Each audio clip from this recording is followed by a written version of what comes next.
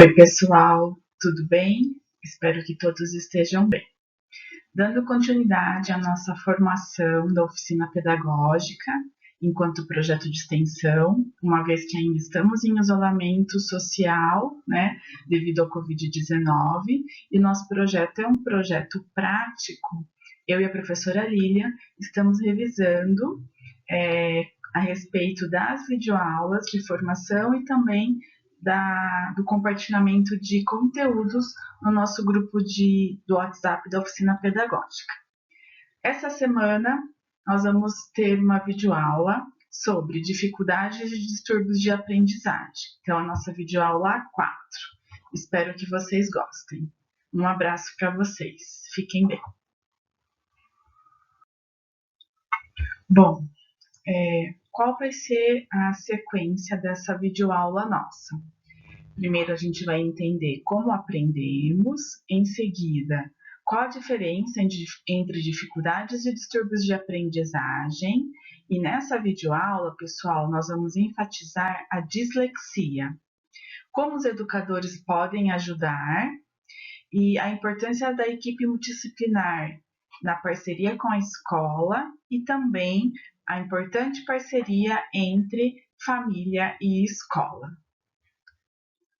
Então, nós precisamos levar em consideração 3 questões: o que é aprendizagem, como aprendemos e como ocorre uma aprendizagem efetiva. A primeira questão nos leva a refletir, pessoal, sobre o que é de fato a aprendizagem, né? Respondendo essa pergunta, nós podemos considerar que a aprendizagem é um processo de mudança. Ela não é um momento pontual, porque a gente aprende desde o início, quando nascemos, onde a gente já aprende a chorar, né? E depois a sugar para poder ter o alimento. Em seguida, a gente consegue entender que essas mudanças de comportamento, a partir do desenvolvimento do ser humano, a gente passa por diversas experiências, né?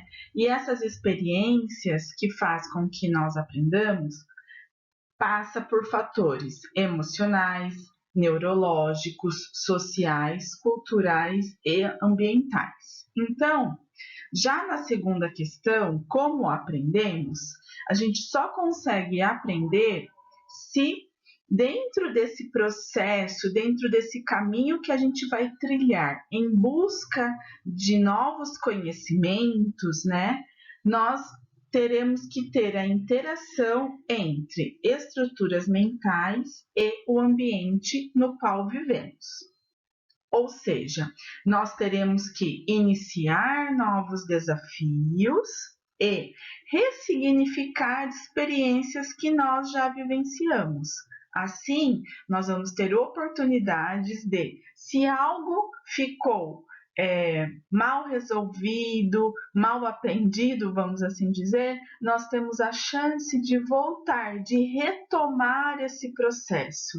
E isso vai fazer com que ocorra, como está dizendo aqui na terceira questão, uma aprendizagem efetiva. Uma aprendizagem efetiva, ela só acontece quando eu tenho um bom relacionamento entre professor e aluno. Isso é um fator importante, né? Porque a gente sempre lembra daquele professor ou que foi maravilhoso ou daquele professor que não foi tão legal com a gente. Se vocês resgatarem essas memórias dos seus primeiros professores, com certeza vocês vão ter memórias afetivas ou não a respeito de cada processo de aprendizagem que nós vivenciamos até hoje. Por isso, questões emocionais, como eu já disse, neurológicas. Por quê? Porque o nosso cérebro é lá que tudo acontece fisiologicamente e organicamente. Então, nós precisamos que a estrutura cerebral, né, massa cinzenta, massa branca, todas as áreas conversem entre si, que as sinapses aconteçam adequadamente para que isso para que organicamente o nosso organismo seja capaz de memorizar o que a gente está aprendendo. Mas além das questões orgânicas e biológicas, temos também questões sociais, emocionais, né? E ambientais. Então, todo esse processo, todos esses aspectos de mãos dadas, cada um fazendo a sua função, né? Nós formamos essa rede de aprendizagem, tá?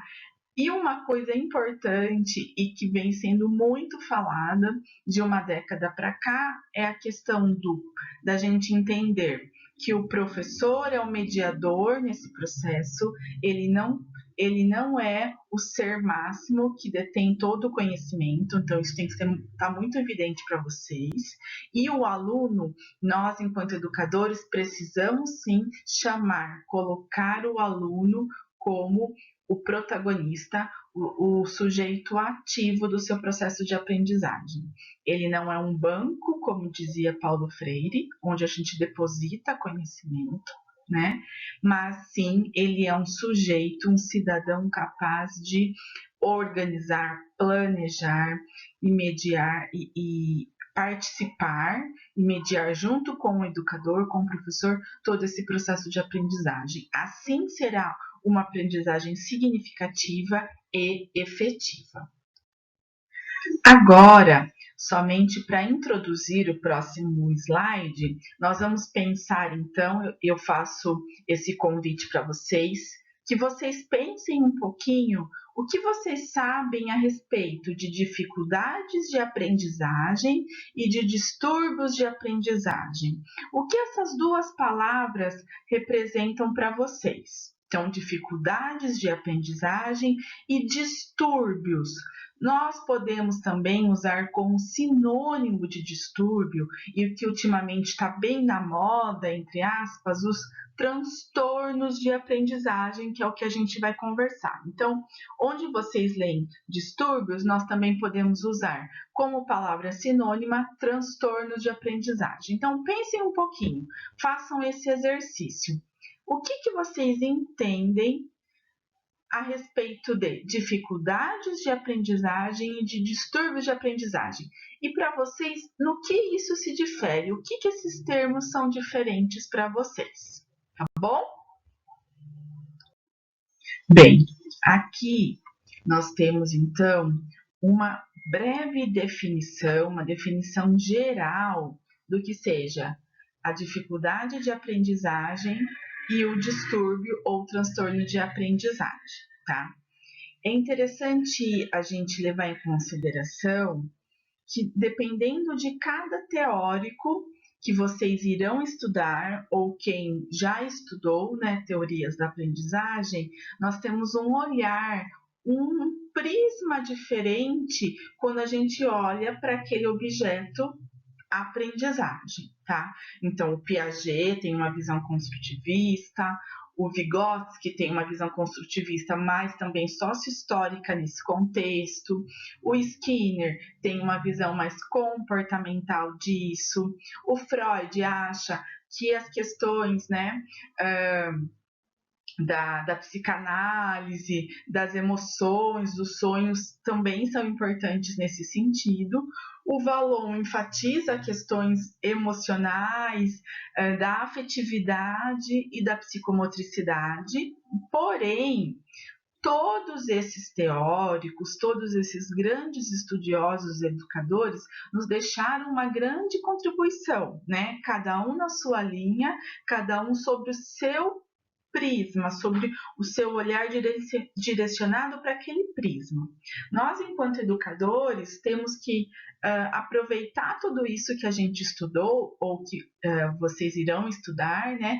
Quem está no primeiro, no terceiro semestre, ainda vão estudar ou estão estudando isso, e pegar para si, absorver o que para vocês tem mais sentido. Por isso que nós, professores, sempre enfatizamos a importância da teoria atrelada à prática. A gente não pode pensar só na prática e desmerecer a teoria, porque senão isso não teria sentido, tá bom?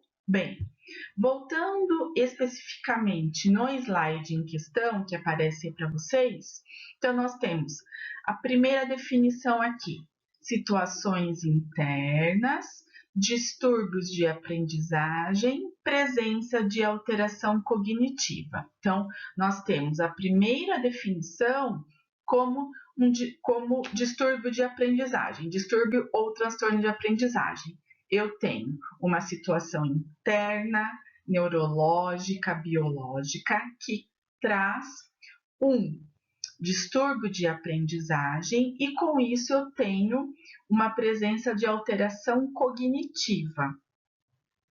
Essa alteração cognitiva ela pode ser positiva ou negativa. Na aula de hoje, pessoal, nós vamos trabalhar especificamente, estudar especificamente a dislexia, que é um distúrbio, transtorno de aprendizagem, que tem uma alteração cognitiva positiva. Mas como uma alteração cognitiva positiva, Valéria? Explica isso melhor, né? Por quê? Não tem uma questão de inteligência. O quociente de inteligência, o QI, de alunos com dislexia são sempre acima da média. Então, eu não tenho uma questão de pouco repertório cognitivo. O que eu tenho em questão, que a gente vai estudar daqui a pouquinho, são outros aspectos que definem e fazem parte desse processo, desse distúrbio de aprendizagem, certo? Então, a dislexia, a gente já vai ver já a definição, e daí vocês vão entender por que essas situações internas a gente vai ter uma presença de alteração cognitiva positiva, como eu acabei de explicar, que são questões positivas nesse caso, tá? Já, se a gente for pensar no segundo item aqui, das dificuldades de aprendizagem, então eu tenho situações externas que não estão dentro do indivíduo, né? Então, são situações do ambiente, sociais, culturais, econômicas, emocionais, que podem estar causando, por um determinado período, dificuldades de aprendizagem. Então, nesse sentido, alunos, eu não tenho uma alteração cognitiva, então eu tenho ausência de alteração cognitiva.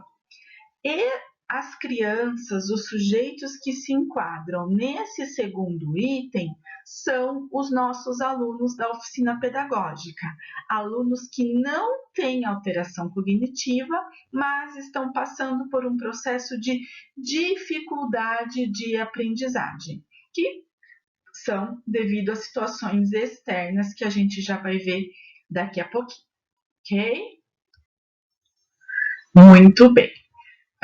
Dificuldades de aprendizagem. Então, eu coloquei aqui para vocês, bem didático, para vocês guardarem aí, anotarem com calma. Então, o que são dificuldades o que a gente entende como dificuldade de aprendizagem? Importância dada aos problemas relacionados à aprendizagem tem aumentado significativamente na atualidade. Então, nós temos que considerar a proposta pedagógica da escola que aquele aluno está matriculado, a professora da sala de aula, as questões emocionais familiares, se esse aluno está com a autoestima ok, não está com baixa autoestima, se a relação pai-mãe ou com quem ele vive está normal, né? Tios, avós, enfim. As questões biológicas, físicas, alimentação, sono, a interação social, está tudo dentro do que a gente espera para uma sociedade sadia e feliz. No segundo item aqui, configurações familiares menos favoráveis às necessidades dos filhos também pode contribuir por um período de dificuldade de aprendizagem. sabendo que as crianças são como esponjas, né? Usando essa metáfora, as crianças são esponjas, e mesmo quando os adultos, pais, responsáveis, avós, não contam nada, eles sentem o que está acontecendo naquele ambiente familiar. Até mesmo nós, professores, às vezes a gente chega mais quieto, com a carinha ou um pouco triste, ou um pouco alegre, e vocês mesmo falam pra gente, mas professora, tá tudo bem? Você tá com enxaqueca? Que os alunos que me conhecem já sabem quando eu tô com enxaqueca ou não. Por quê? Porque vocês percebem muito, né? Então tem essa questão do vínculo que a gente acaba estabelecendo com os nossos alunos, e isso não pode ser, não pode ser desconsiderado também com relação ao vínculo familiar, ok? E a maior exigência, o terceiro item aqui, do mercado de trabalho das escolas. É o que a gente sempre fala a respeito das escolas conteudistas, das escolas, principalmente as escolas que pensam só no vestibular, que focam, né, que enfatizam só o Enem, e isso também a gente sabe que tem um viés econômico, um viés publicitário, e isso, eu não estou falando que isso está errado, não me julguem, mas eu estou falando que não é só isso que é importante. A gente tem que resgatar uma proposta pedagógica efetiva, bem estruturada, teoricamente embasada, para que as ações que saiam dessa teoria embasada cientificamente por estudos, né, de toda a equipe pedagógica, de todos os professores que compõem essa equipe, possam render frutos positivos depois. Porém, algumas escolas não entendem isso, principalmente escolas que só visam vestibular e Enem, como eu disse anteriormente. Então, esses alunos, porque a gente às vezes se depara com famílias que estão completamente desestruturadas emocionalmente, financeiramente, e isso vai acarretar no nosso aluno alguma dificuldade de aprendizagem por um período, tá bom? Nesse slide, pessoal, eu trouxe para vocês alguns fatores que podem causar as dificuldades de aprendizagem, ok? Então, o excesso de alunos no mesmo espaço, numa mesma sala de aula, então o número elevado de alunos nesse espaço físico não tem condições, né, da aula ser de qualidade, do professor e dos alunos poderem discutir, né, o conteúdo dado. Então, muito ruído, muita pessoa falando ao mesmo tempo, gera até uma desorganização física na sala de aula. A segunda figura, o professor cansado, estressado, que dobra os turnos, que às vezes faz até 3 turnos, né? Também não vai contribuir, ele vai querer acelerar, ele não vai estar bem, e isso vai fazer com que ele acelere, porque também tem uma cobrança dessa equipe gestora. Então, o professor, quando ele não está com a saúde mental ou física adequada, isso também pode gerar como consequência em alguns alunos a dificuldade de aprendizagem. O aluno desinteressado, que só, né, igual a gente fala entre aspas, que só viaja, que não presta atenção em nada, eu não posso falar que ele tem um distúrbio de aprendizagem, né, que nós temos o distúrbio do déficit de atenção, transtorno do déficit de atenção e hiperatividade, o TDAH. Não estou falando que é isso, mas esse aluno que ele não se motiva, entendeu? Então, que ele tá um autoconceito baixo, ele acha que ele não vale nada, autoestima péssima, então ele fica pensando no futebol que ele vai fazer depois da aula, ok? Então, como eu falo nas aulas presenciais, a gente tem que ter esse olhar diferenciado para os nossos alunos, para a gente saber, dentro dessa rotina que a gente tem, dessas 3h30, 4 horas que nós temos dentro do ensino fundamental, dentro da educação infantil, que é para isso que vocês estão estudando, a gente tem esse olhar diferenciado e fala, opa, aquele menininho, aquela menininha ali está muito distraído, não está conseguindo acompanhar a sala, mesmo em atividades diferentes, ele ainda está, comparado com a turma, né, ele precisa desse tempo maior, então a gente tem que ter esse olhar diferenciado para com os nossos alunos. A quarta figura aqui embaixo é a questão da estrutura familiar, que é importantíssima. Importantíssima, eu ainda quero estudar esse assunto num momento futuro aqui, do quanto a família é importante para tudo que acontece na vida de uma criança, né? Os pais, então tudo isso mexe muito com os nossos pequenos. Ou a próxima figura, a alimentação, gente. Alimentação equilibrada, alimentação saudável, pode comer um docinho, uma bolacha recheada, um salgadinho, vez ou outra, mas não constantemente, né? A importância de se manter a rotina nas alimentações, de respeitar todas as refeições do dia sempre que possível, mesmo nas camadas sociais que a gente precisa que essas crianças se alimentam dentro da escola, que esse momento seja valorizado, né?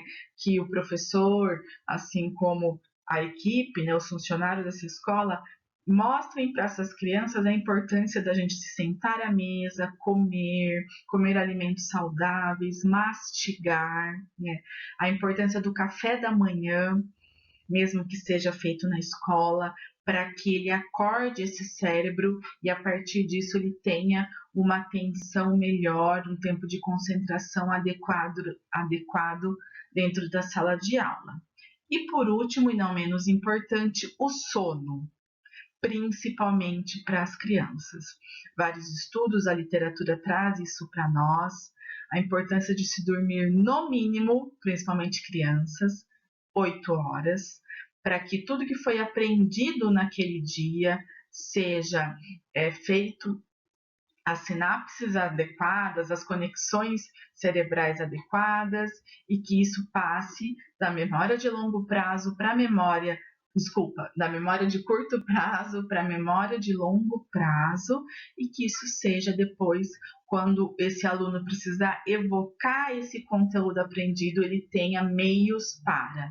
E isso é só o sono que nos proporciona, tá bom? Então, fatores que podem causar a dificuldade de aprendizagem: sala lotada, professor cansado, estressado e sem apoio, o aluno muito distraído, desmotivado, com uma autoestima baixa, com autoconceito baixo, desestruturação familiar, a má alimentação, poucas horas de sono. Todos esses fatores podem contribuir e causar as dificuldades de aprendizagem, ok?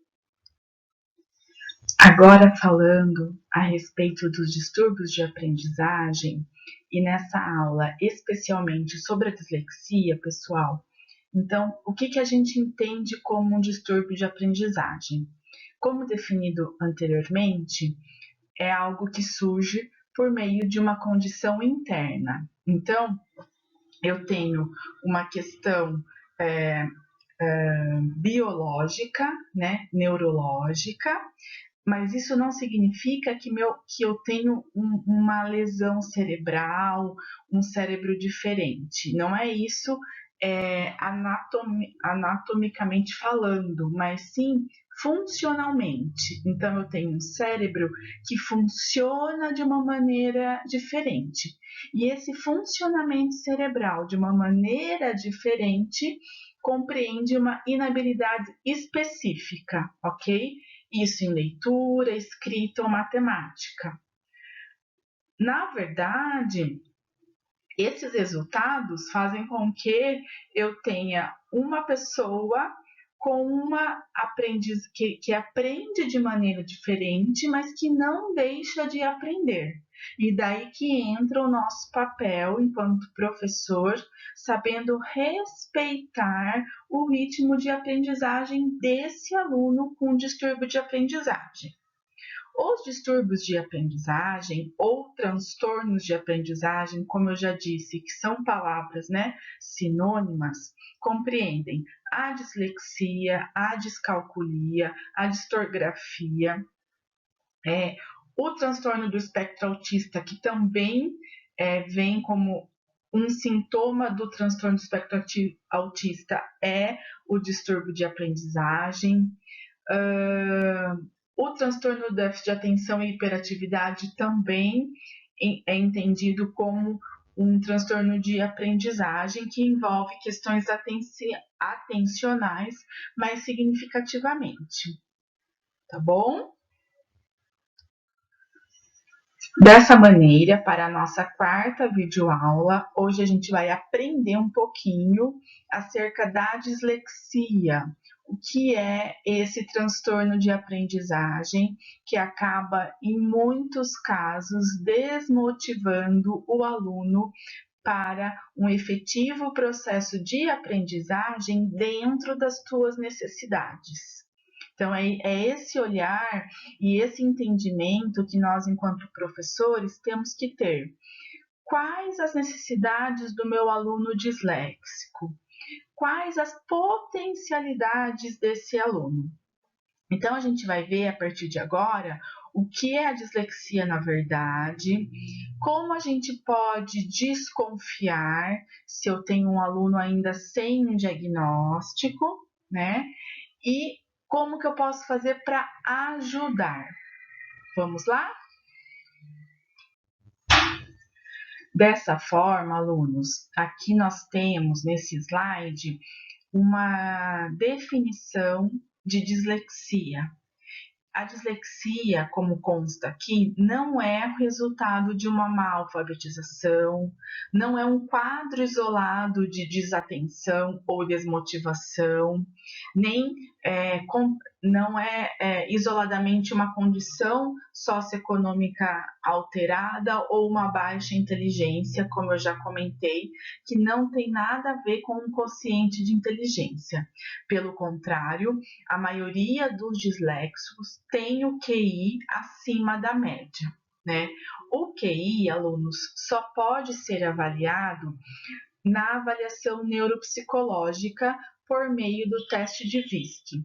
E isso quem faz somente são os psicólogos e os neuropsicólogos, ou seja, psicólogos que fizeram um curso de especialização em neuropsicologia podem avaliar o quociente de inteligência das crianças, adolescentes, adultos e idosos, tá?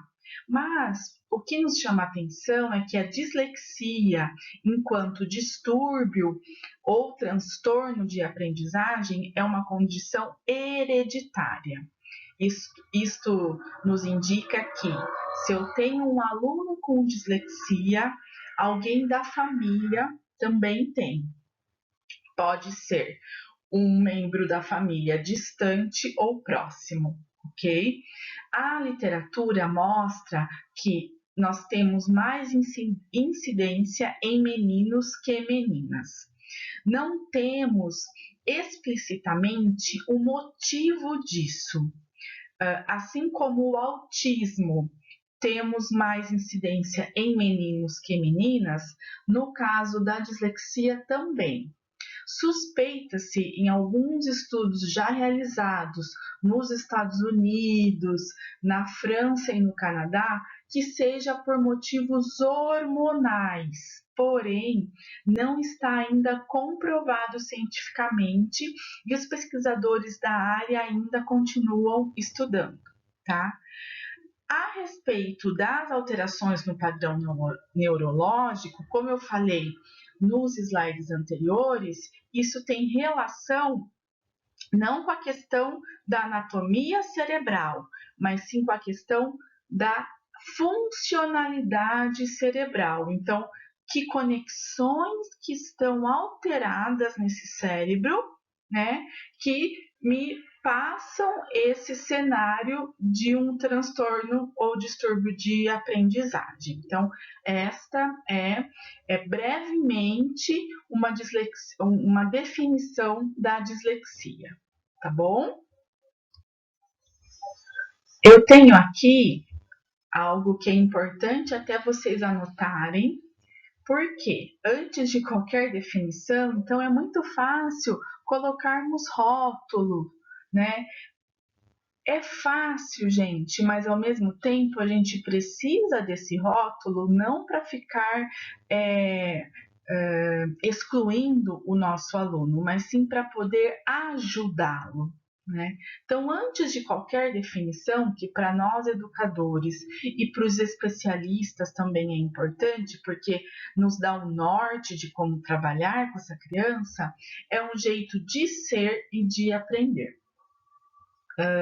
Nesse sentido, eu quero levar vocês a refletirem que a criança disléxica tem uma alteração na funcionalidade das conexões cerebrais, tem alterações para ler, escrever, interpretar, raciocinar, compreender textos, certo?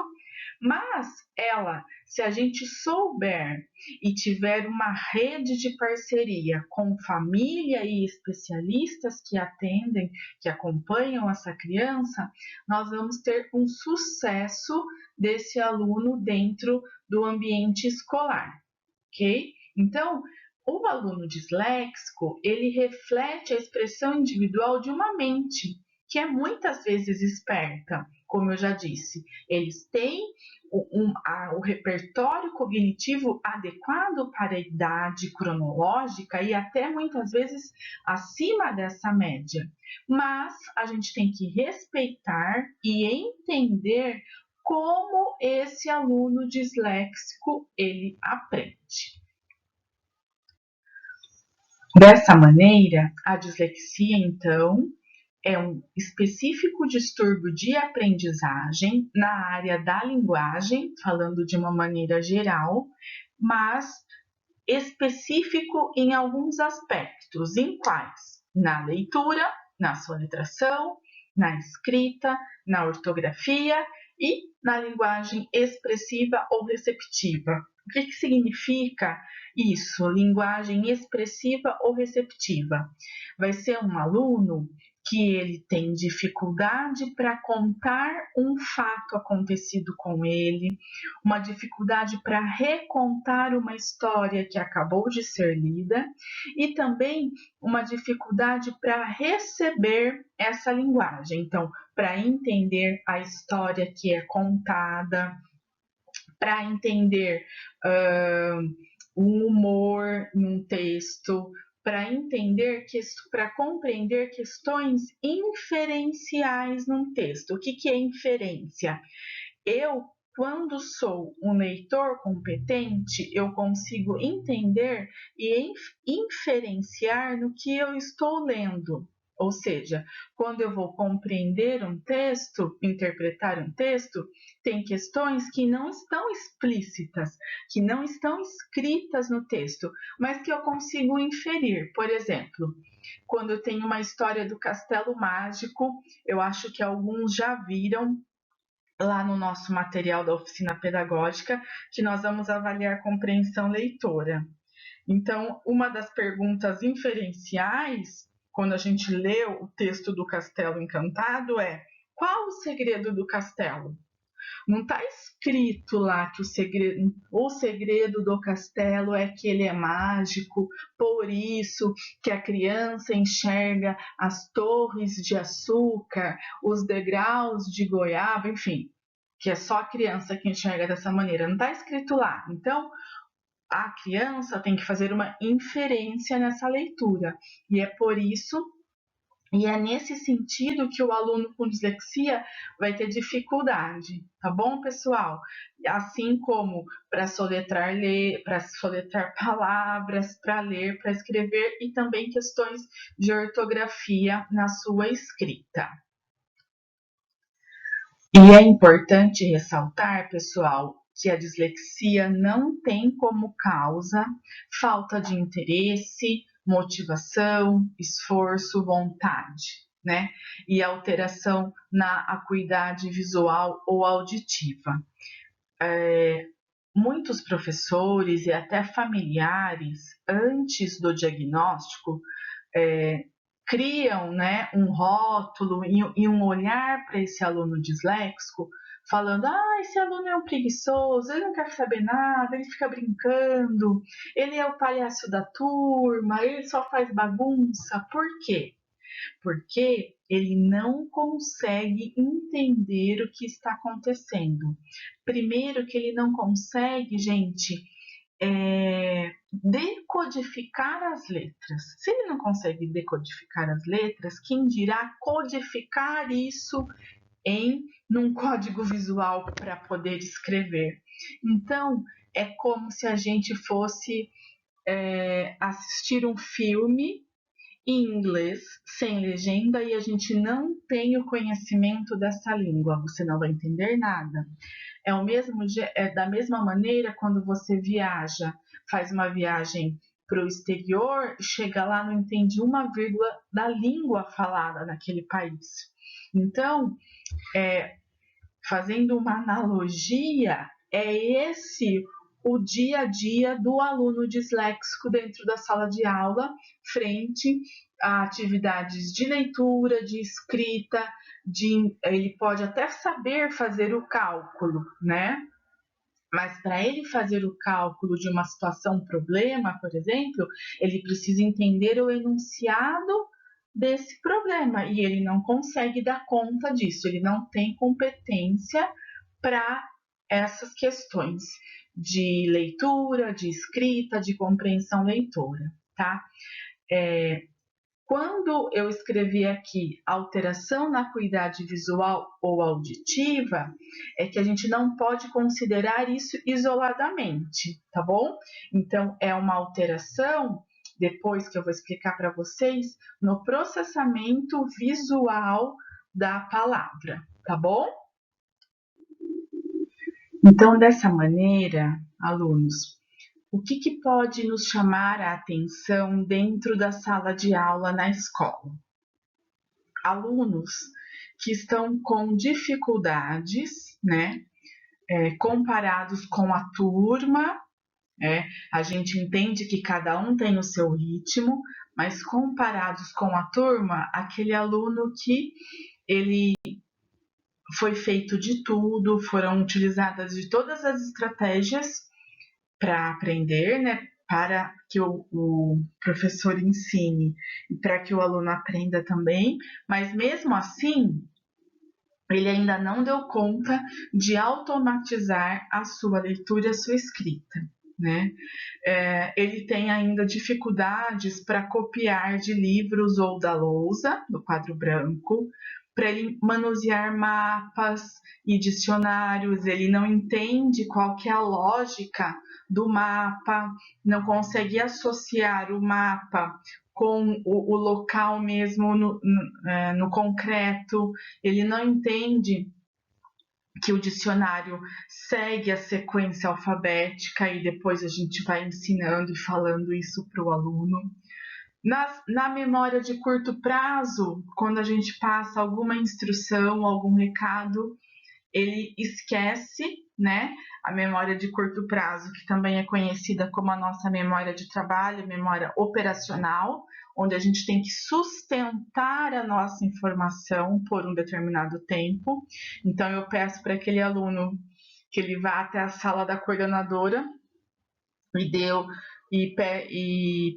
e traga para mim a agenda do Otávio. Quando chegar lá na porta da coordenadora, ele não lembra mais o que a professora orientou. Decorar sequências como meses do ano, do próprio alfabeto, a tabuada, até para nomear objetos e pessoas. E na aprendizagem de uma segunda língua, seja ela inglês, francês, espanhol, enfim. É importante, gente, ressaltar que a dislexia, ela tem comorbidades. O que significa comorbidades? Ela tem alguns sintomas em comum com o transtorno do déficit de atenção e hiperatividade e com o transtorno do processamento auditivo, tá bom? O que vai diferenciar isso, Valéria? Vocês devem estar perguntando. O que vai diferenciar isso é o diagnóstico da equipe multidisciplinar. Então, eu não posso fechar um diagnóstico de dislexia só o fonoaudiólogo, só o neurologista, só o neuropsicólogo, só o psicopedagogo. Eu preciso que essa equipe esteja integrada, fazendo o diagnóstico desse aluno em parceria, porque quem bate o martelo, quem fecha o diagnóstico com o CID, que é o Código Internacional de Doenças, e depois leva esse relatório, é o neurologista. Então, a escola legalmente segue essa questão. Neurologista que fecha o diagnóstico. Porém, o neurologista não pode fechar esse diagnóstico isoladamente. Ele precisa do fonoaudiólogo, do neuropsicólogo, do psicólogo e do psicopedagogo, tá bom? Então, cada profissional na sua área vai avaliar esse aluno, essa criança, adolescente, jovem, e daí com todos os relatórios, os achados dos outros profissionais, é que fecha-se esse diagnóstico. Geralmente, o diagnóstico da dislexia é realizado por volta de 8, 9 anos. Por quê? Porque a gente tem certeza que já passou o período de alfabetização, que a gente está frente a um aluno que não foi mal alfabetizado e também já passou o período da segunda poda sináptica, que acontece por volta de 7 anos e meio. Ou seja, essa poda sináptica, ela retira, joga fora, entre aspas, as conexões cerebrais que não são mais ativadas. Então, a partir de 8 anos, eu consigo ter um diagnóstico de dislexia com mais propriedade, mais efetivo. Nós vamos continuar no próximo slide agora com outras dificuldades que são importantes para o professor ficar atento dentro da sala de aula. Então, além dos aspectos citados anteriormente, eu tenho alunos com problemas de conduta de comportamento, alunos muito quietos, apáticos, muito tímidos, ou o contrário, o palhaço da turma, o agitado, o bagunceiro. Eu percebo que quando eu faço questões orais, perguntas orais, esse aluno se sai brilhantemente e é sempre um dos primeiros a levantar a mão e responder, né? E também o professor pode verificar que que ele se atrapalha na organização tanto do material dele como das datas, né? Ele perde a borracha, ele perde tudo. É claro, gente, que a gente tem que pensar que essas condutas acontecem muitas vezes, porque todo mundo perde data, né? Às vezes não é muito comum, mas isso pode acontecer esporadicamente. Então, nós temos que considerar um cenário que isso acontece sempre, repetidas vezes, tá? Eu percebo o aluno com dificuldade na lateralidade, não consegue distinguir esquerda e direita, um vocabulário muito restrito em alguns casos.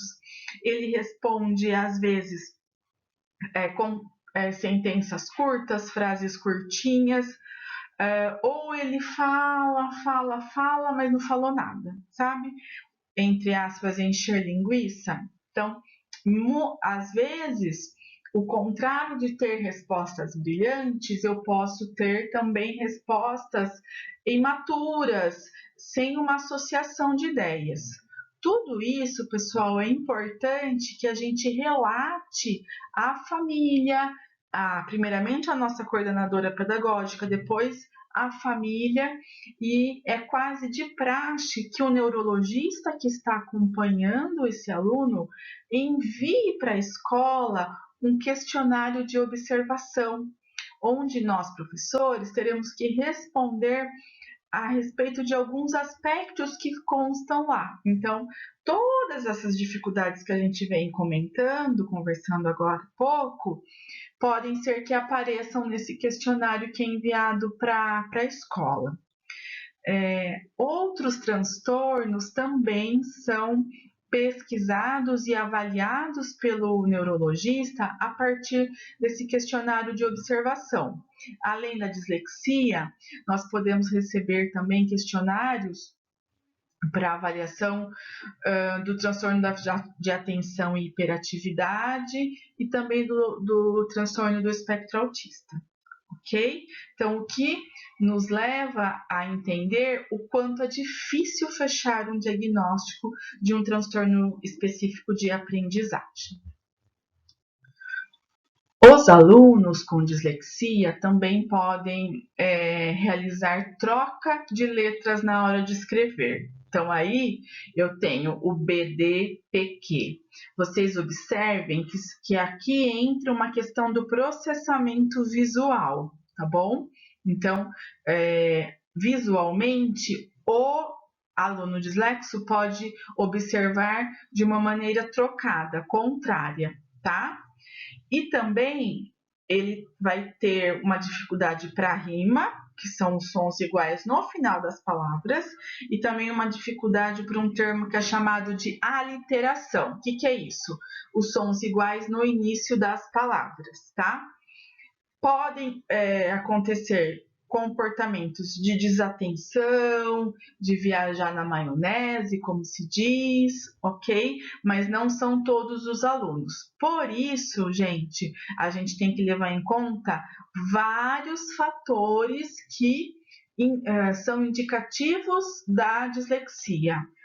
Geralmente, o neurologista considera de 5 a 12 fatores que o aluno tem que pontuar para a gente fechar um quadro de dislexia, levando em conta o histórico do nascimento dessa criança e as outras avaliações dos outros especialistas, fono, psicopedagoga, psicólogo, neuropsicólogo, tá bom? Além disso, o aluno com... Esqueci o que eu ia falar agora. Além disso, o aluno com dislexia, ele troca a ordem das letras na palavra. Por exemplo, para a palavra prato, ele escreve parto. Então, ele troca o R pelo A. Então, ele troca a ordem das letras dentro da palavra. E isso também é uma ação que acontece muitas vezes num texto em inúmeras palavras. Então, já é mais um indício, opa, o que está diferente aqui, tá bom? Pessoal, eu esqueci de comentar que o aluno disléxico é um aluno muito, muito criativo, né? Então, às vezes, mesmo apresentando um repertório linguístico um pouco mais pobre, né, entre aspas, eu não gosto dessa palavra, mas acho que é melhor para vocês entenderem, né? Um vocabulário mais restrito, ainda ele está aprendendo, está em desenvolvimento. E por que tem esse vocabulário restrito? Porque ele nunca se interessou pela leitura, né? No ambiente familiar, mesmo se os pais fizeram essa leitura compartilhada no início da infância, não foi algo que lhe causou interesse. Então, por isso, esse vocabulário mais restrito. Mas eles são muito criativos, eles se interessam por artes, por pintura, por atividades físicas, e quando eles se interessam, eles se saem muito bem, né? Então, são características que o professor precisa valorizar. Agora, nós vamos conversar um pouquinho em como nós podemos ajudar o nosso aluno disléxico. Então, primeiro ponto, caso a escola permita, é interessante que o aluno use o gravador do celular ou um gravador mais simples para que ele possa gravar essa aula e depois escutar em casa e retomar alguns estudos. É interessante que a gente não peça para esse aluno ler em voz alta na classe. Isso seria muito constrangedor e a gente acaba expondo o nosso aluno. É interessante que a gente sempre ressalte os acertos, mesmo que sejam pequenos, e que a gente não fique mostrando que ele está errando toda hora, né? Então, assim, marcar a palavra com uma cor diferente, fazer esse combinado com o aluno, ou fazer uma bolinha colorida no início da linha, onde ele vai ter que procurar aonde está o erro. Né? A gente pode até fazer uma marcação colorida. Isso a gente, pessoal, vamos combinando com o aluno. O importante é a gente perceber como esse aluno é, o ritmo dele, quais são os interesses, e cada professor vai construir as suas estratégias de acordo com o seu aluno, com a personalidade desse aluno. Então, é importante que a gente valorize o esforço do aluno quando a gente percebe que isso acontece, tá bom? Sempre que possível, é interessante que a gente utilize de estratégias lúdicas. Então, jogos de regras, fazer mapa mental com figuras, fazer esquemas, resumos, usar cores, marcar textos numa leitura, quando a gente consegue incentivar isso e valorizar a sua grafia. Por quê? Quadros de dislexia são sempre acompanhados de quadros de disgrafia ou disortografia, como é também chamado. Então, o aluno muitas vezes vai ter que fazer um caderno de caligrafia ou só usar a letra bastão. Quando ele consegue escrever com a letra cursiva, mas daí vão ser, como a gente sempre falou, sabe aqueles garranchos que a gente falava antigamente? Isso ainda acontece. Então, é interessante que a gente incentive esse aluno nesse sentido. E a gente tem que, na verdade, uma estratégia muito importante, gente, é oralizar o conteúdo. Por quê? Tudo que a gente perguntar para o aluno, fazer com que ele responda oralmente, tanto em atividades de sala quanto em avaliações formais, tá? Além disso, a gente tem que dar um tempo maior para esse aluno realizar a atividade, seja ela oral ou escrita, para os alunos que conseguem escrever, porque eu tenho alunos disléxicos que conseguem escrever, e daí esse tempo maior vai ser adequado para que ele consiga revisar o que ele fez e assim também aprender. Vamos lá, próximo slide agora. Dessa maneira, pessoal, é interessante que a gente estimule o nosso aluno a olhar as palavras com calma, com detalhe, fazer o exercício da soletração, incentivar com que o nosso aluno faça esse exercício da soletração. Por quê? Porque a gente vai conseguir estimular a alfabetização dele por meio da consciência fonológica, como a gente já aprendeu nas aulas anteriores, tá bom? Então, quando o aluno entender que aquele código visual, gráfico, tem um som, isso vai auditivamente auxiliar no processo de aprendizagem dele.